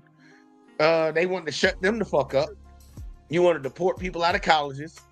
Think about it. You want to deport people out of colleges for saying something bad against Israel, but you want to let people from Israel come over here into this country and try to touch a kid and leave. That's crazy. He ain't lying about none of that shit, man. That's crazy, man. Like, I know a lot of people still waiting on them Epstein files. They thought they were gonna get them. Look, y'all elected that motherfucker because y'all thought he was gonna give them to you. Where them files at? Hey, where them fans at? Hey, but hey, look, they say it's the fuck around and find out season. They finna fuck around and find out. It's just a matter of time. But when it comes to Diddy, you know what I'm saying? It's bigger than him. It's bigger than Diddy. It's not about him. You got El Fulio in office who fired all the federal workers. So that plays a big part in what's really going on. It's a behind the scenery thing that is not really revealed to the public. You know, so it's the same old game plan. Look, man, we already know what it is, man. Bad black. Well, black is bad. We're gonna prosecute that. We're gonna hem that up. We're gonna do everything. Look at what's going on right now. Like, the Smithsonian is like, they operate majority of the museums in America. Smithsonian, funded by the federal government, just displaying history. You can go to it. Sometimes they got free. I think majority of the time it's free for you to go in there. These motherfuckers trying to take down fucking black history, talking about slavery. They trying to take down these exhibits. They already tried to teaching slavery in Florida in the classroom. Then they try to pass that all around America, come out CRT. Now they over here.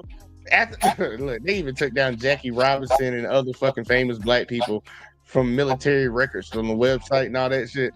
Had to put them back, talking about they made a mistake. But yeah, now they're going around the museums trying to take it down displays and shit. Like, if you see the energy and effort put to harm one group, but then you allow shit like this to fucking happen, it makes you really wonder why. You know what, man? Hey, Jay, they just showing their true character. They just revealing who they was from the start. They always want to steal our credit. They want to take credit for our work, for what we've done. That's all it is. It's just reverting back. You know what I mean? And yeah, man, it's just you know, people say the economy was better the first time when 47 was in office, right? But how you see the economy? We got eggs, $10 a carton or more. You know, gas prices going up, inflation on the rise. The economy was good because of 8 years of Obama's reign. You know, but like they say, hey, it's that time to find out. It's that season. Yeah, you know, so I mean, he cares about one color, green. He stands for one class of people, the rich and wealthy. Period. And the biggest sometimes when he needs some votes. Well, that part. Yeah, you gotta get them votes, so you know you gotta appeal to them motherfuckers. That's why he's throwing them a bone right now with the museums and shit. It's like, man, look, get out my back by that Epstein shit. Look, I'm stopping them from showing nigga shit in the museum. It's like you throw a little bone, but they hate to get you going, man. They hate to keep them. It'll get them over to the next issue and shit. But yeah, man, it's embarrassing, and it just shows you like this justice system, from all the way from the top to the president, all the way down to these regular beat cops roaming the streets. Man, look, the shit is not set up for you to benefit. You are not the priority. This whole protecting and serving shit's a fucking joke, and people got to open their mouth, like you said. And we got to do something about it. You got to do something about it. I ain't saying go down in the streets and fight and destroy and break property and all that shit, but you got to do something. Some people got to speak about it. Some people got to legislate about it. Run for public office or something. Like, we got to change the shit unless you don't give a fuck about the future for your kids and your grandkids. Like, you just worrying about yourself and that's all good and gravy for you. You're like, yeah, it can be fucked up right now because I'm winning. I ain't going to try to fix it so it's fair for everybody. No, I'm like, you want to be on that type of time? We got a lot of people that's on that type of time. But I wouldn't want the police yanking any white lady, white man, black lady, black man, Asian lady, Asian man out of their car and stomping on them because they got their feelings hurt. And I wouldn't want any fucking government to be letting literally we caught you red-handed trying to mess with a 15-year-old kid person leave the fucking country. I would hope that would be somebody you would put in jail. A lot of people out here got daughters. I guess they don't fucking care. But hey, look, I will say this, it makes sense. Because in that community, they make up over 70% of the people that be touching kids. So it makes sense that they covered for it. Exactly. It's not far from the course. Well, hey, what can you expect from child abusers themselves? I mean, they fit in that category. I'm like, if it's perfectly fine to say we prone to violent crime, y'all prone to touching kids. Look, the numbers don't lie. The numbers don't lie. So I really probably shouldn't be surprised that they kind of let that shit slide. But look, man, we conquered, man. We covered a few things, man. I could actually cover more videos than I planned on. But Ms. Jackson, give me your final thoughts for the night. Final thoughts for the night. Glad to be here one more evening with you all. And man, it's all about our power. You know, it's power in the pen. You know, we're educated people. We're survivors. We're the original man. And so, hey, our voice is our power, and we got to use it. And as my partners say over here, if you don't use, they're like muscles. If you don't use your power, they grow weak and they will die. They will fade. You know, so we have to use our God-given ability and make this thing happen. We're down at the fight for our life. This is our life is at stake. You know, it's serious. You know, that people think it's a game, but it's life out here. It's real. You know what I'm saying? Just real nigga shit. But I am Kanique Jackson at School for Justice. You can catch me there where we can live, love, laugh, grow, learn, and conquer. I appreciate you popping up tonight. Because like, look, man, that last one really got my skin hot. Because I don't like shit like that. I think my niece about to be like 15 years old. I'm still a grown ass motherfucker trying to fuck. Man, bitch, I promise you, I do the time. I do the time on shit like that. But obviously we got a president and we got a lot of public officials that perfectly fine with letting that shit ride. And I ain't one of them. And it's gonna turn into a lot of motherfuckers getting that shit, getting that justice out in the street. And that's what a lot of black folks have always been doing for a long time, because we already knew the system was fucked up against us. So fuck all them crimes that y'all talking about, man. That's just people beefing with each other. Hey, welcome to our world. Yeah, motherfucker that beefing with another motherfucker that he already know. Like it ain't like we going to a school and a church or a grocery store and just letting everybody have it and don't know not one person in the building. Yeah, it's a little different. But yeah, we gotta look, people just gotta open their motherfucking mouths and say something, man. Like, for real, man, be vocal about what the fuck you see, and like, stop being so brainwashed on this bullshit, man. Just because somebody a cop don't mean they good. Just because somebody on your party side don't mean they good, bro. If somebody fucked up, call them out. I got fucked up aunties, fucked up uncles. Sometimes I say my mom and my daddy both fucked up. Like, we can call that shit out when we see it, bro. It ain't a problem. The rest of the world ain't gonna end because we do it. We have to hold each other accountable. We got to hold everybody accountable. And if you gonna hold somebody at the very bottom that's homeless and some shit to a certain standard, motherfucker, you better hold that motherfucking CEO, president, cop, judge, everybody else to the same motherfucking standard, if not higher. Because you obviously got something in your life you should be holding. You should be a symbol in society. We gotta stop being tribal. We gotta stop being tribal in this fucking country when it comes to like being Americans, because that shit is just, it's all fucked up. Let me just put it like that. It's all fucked up. I see people defending evil shit every day, trying their best to defend it, and I'm like, really, you really gonna die on this hill? But that's why they say they're part of the lineage of evil. It ain't my problem. But look, man, I appreciate everybody that tuned in today. I hope y'all hit that like, subscribe, and share. I told y'all we're trying to grow over here on the JVJ Network. We'll be back on Let's Talk next week, but we got to get this shit going, y'all. So y'all help support, share the videos, turn notifications on. We trying to get it. And yeah, this shit been fun. We don't get the fuck out of here, but yeah, man, we'll catch y'all in the next one as always, man. Peace.